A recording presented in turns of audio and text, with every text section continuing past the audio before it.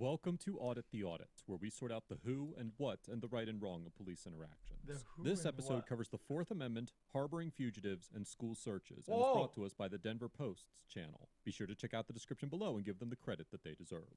Before we dive into the interaction, I would like to invite you all to check out the ATA Patreon page, where you can find ad-free, uncensored, and exclusive content that months completely police department. Also, they're sold out because I bought all of it. Free. On April 24th, 2018, several officers with the Denver Police Department visited Rise Up Community School, which is a charter school with Denver Public Schools, in an attempt to locate a minor student who was a suspect in a shooting that occurred the night before. The officers first approached a student standing outside the school, alleged that someone called to report he was acting suspiciously, and requested the student's ID. The officers then approached two male students as they walked back to school, and walked with them back into the school building. Upon entering the school, the officers asked a school staff member if the suspect was in the building, and the staff member advised that he believed the student was present. The officers then spoke with another staff member, who requested that Principal Lucas Ketzer come speak with the officers. Hey, how are you? Hey, I'm Lucas. Sorry, sir. Hey, how are you? Yeah, talk to us. We're pretty sure he's here.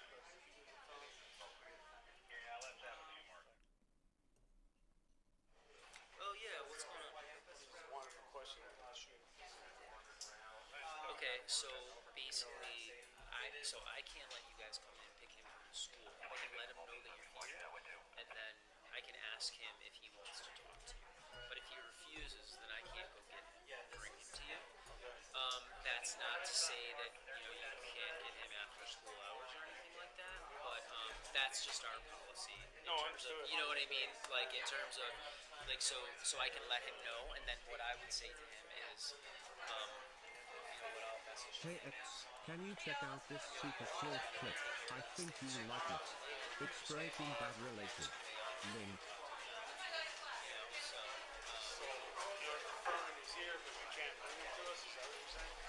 I'm not confirming or denying he's here. I'm just saying it's our policy that we would bring a student to you guys. So I get it. I mean, trust me, I get it. I'm just saying that whatever the my ear, man, my ears. That's always the way that we work. Principal Ketzer explains the school's policies regarding police interrogations to the officers, and that school staff members will not deliver students to the police for interrogation against their will. In an interview following the incident, Denver Public Schools spokesperson Alex Renteria told a reporter for the Denver Post that while the police are allowed to enter a classroom without a search warrant, they need approval from a district or school staff member to enter a school unless there's a safety threat. The U.S. Supreme Court found in the 1985 case of New Jersey versus TLO that even though the Fourth Amendment protection against unreasonable searches does... We didn't watch this. Stop fucking reading the chat and everybody's saying, we've seen this to get attention. Stop. Just stop. I'm apply in doing a school this. setting. Look. I'll show you this. See this? Bang, bang, permit. I couldn't give a fuck. Reasonableness of a search must be determined in light of the diminished expectation of privacy a student has at school. While the TLO decision concludes that school officials only need a reasonable suspicion of a violation of a school rule or law to conduct a search, the law is murkier when police officers are involved rather than school administrators. In the 2005 case of Jones versus Hunt, the Court of Appeals for the Federal 10th Circuit, which includes Colorado, refused to apply the TLO reasonableness standard to a seizure by a deputy sheriff on school grounds. The court concluded that, quote, because the case before us does not involve efforts by school administrators to preserve order on school property, it does not implicate the policy concerns addressed in TLO, and therefore does not merit application of the TLO standard. That's However, crazy. as the court declined to determine which Fourth Amendment standard should apply in the scenario, it is unclear what standard would be applied to a police officer conducting a search or seizure on school grounds. Code JIH of the Denver Public Schools policy on student interviews, interrogations, searches, and arrests states that, quote, upon request by law enforcement to interview a student witness or interrogate a student suspect, school officials shall notify the student's parent/guardian, and that, if the student is under 18, the student's parent or guardian must be present during the law enforcement interrogation or interview, unless the parent waives their right or other exceptions apply. The policy also requires school officials to release students to law enforcement officers if they have been arrested, but does not require that students be released for interrogation, and Principal Ketzer adheres to this policy while interacting with the officers. Oh, damn. You knew his shit. Yeah, so I'm not going to talk about my kids. I'm not going to talk about the policy. So if he shot at your kids, though, do you have the same policy? So I'm just going to say that that's our policy. You guys, you know what I mean? Yeah, I mean, I'll see. I don't even know if he's in the building. Well, that other teacher pretty much implied that he's here, so. I don't know if he's here, so. I can go with you if you want, but it's No, up to that's you. okay. 3 head. Yeah, I mean, he's not here. He's not in the building. Looking at him, watch me start that way. Where am I? Yeah, I get the position you guys are in. He's not in the building. Small 15 right, head that way as well. Sounds fine to me, to be honest. Yep. We just need to have the north side. Is there, like, do you guys have a card so when he shows back up, I can let him know, like, hey, he's Back that's covered currently. How is the art word? He's doing fine. I mean, that's the message that we give him, too. I mean, it's the message that we always give our students, like, he's It's a policy, dude. okay. Principal Ketzer informs the officers that the Well, not one is a policy, and two, it's within the law. So I mean, student they I are don't looking see a for problem is not here. in the building, but requests a business card to provide to the suspect in case he sees him.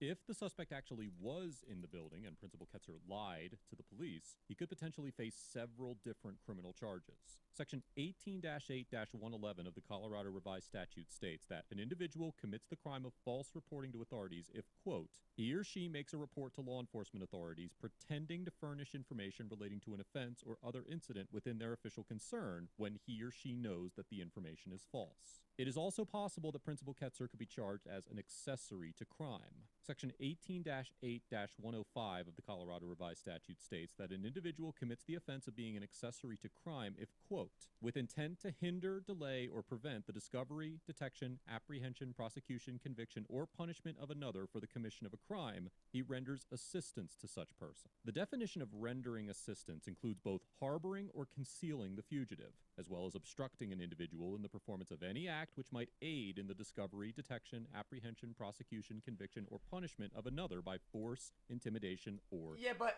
that would have okay. This would have to intend that you know for a fact they have committed the crime. But if you don't, you can kind of stretch that really fucking far out. deception. While some states prohibit the prosecution of individuals for harboring fugitive And in a court of law, presenting that you knew as the prosecution would be very difficult. family members, there is no such exemption for students and teachers or school administrators. Therefore, if Principal Ketzer was lying to the police, he could be charged with false reporting to authorities. And if a prosecutor believed they could prove he did so to help the student avoid apprehension, he could also be charged as an accessory to crime. Just so you know, Yeah. that other teacher, Okay, great. Thank you. He's monitoring that. Let's get it rebooted. and then it was like he realized he made a mistake. Oh, wait, you're not talking to the president. Roll call has broke. You can. Do we know if there's any other students inside? I bet they hit him up there in a closet or something. Yeah. Until we leave. Now the What? principal is denying us access to the school, denying us to look around, and now they're saying Bruh? he's not here. We believe they're trying to hide him. I assume you're a teacher? Yeah, what are you doing? Do you have access to get back in? Okay, so we may need you. Please let me in. Do you want her to go back in? Nope. They just said not to. That's fucking annoying. That is incredibly annoying. Should be in a class over here. He's not there. On this floor? Yeah, there's only the 2 floors. So, Which classroom? I mean, I'm not gonna go there yet, but if you don't know, you don't know. no, I know what class. It's the only class on the right down this hallway. He's All the way not down to there. the right? Okay. Yeah, he's not there. So, all the way down on the right is a workshop. Like the classroom you're talking about is on the right-hand side? Yes. 674 Adam, we had one Ow, man. My ears just fucking exploded. I just died like twice.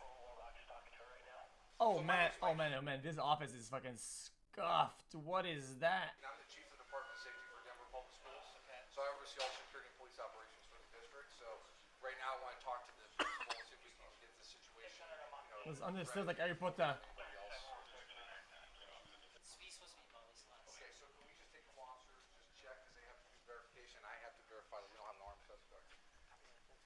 So hold on, what class is he in? What about these other? Is he in there? Okay, hold on, or he's supposed to be in there. Okay, can you hold on 1 second before you go in? How you guys? Okay,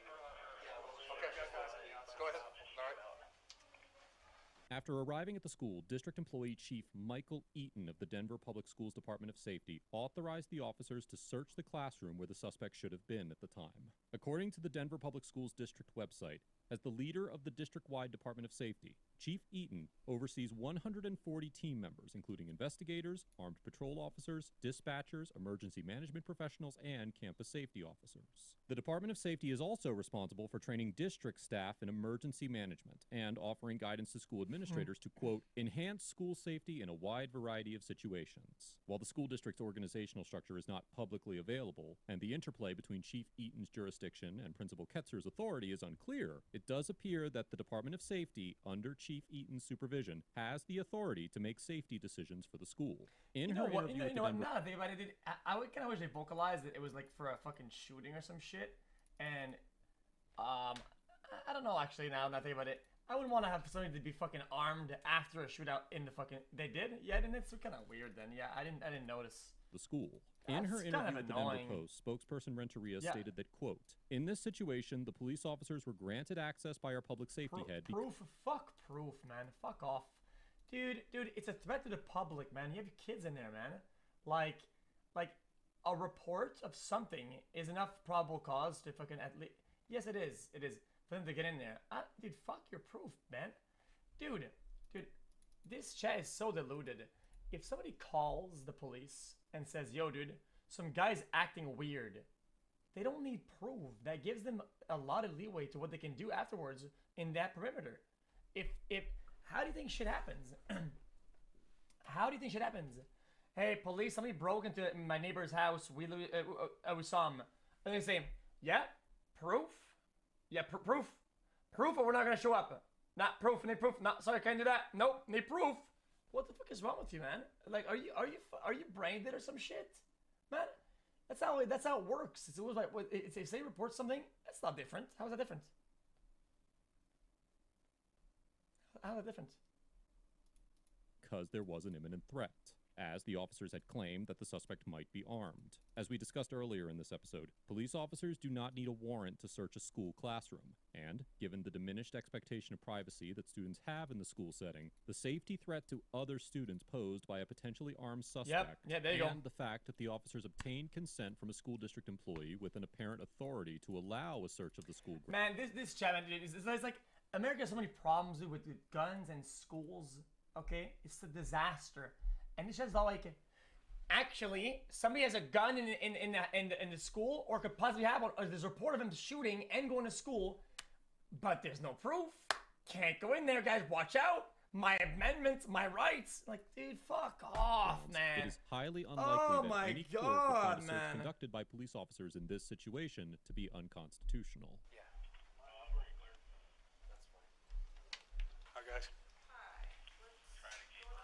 Well, there's somebody we're looking for. We're going to just make sure they're not here. Okay, I'll have. Get a look at your face real quick. All right. Thank you. Thanks, guys. It's not you, Mark. It's Mary. It's Mary. What's that? He looks a little familiar. There, okay, right there. Look at that picture. Take off your hat for me, buddy. Stand up for me real quick. Yeah, there's a little resemblance. Yeah, probably. This guy has earrings, doesn't he? Yeah, it's him. Thanks, buddy. Thank you, all right?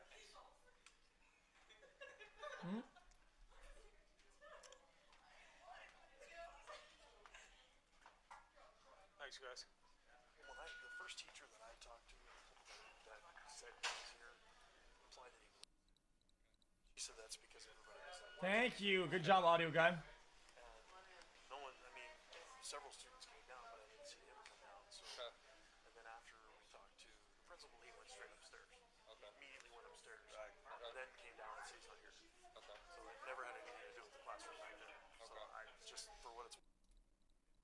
You guys want to check upstairs? We would like to. Okay. Yeah, just to cover that base.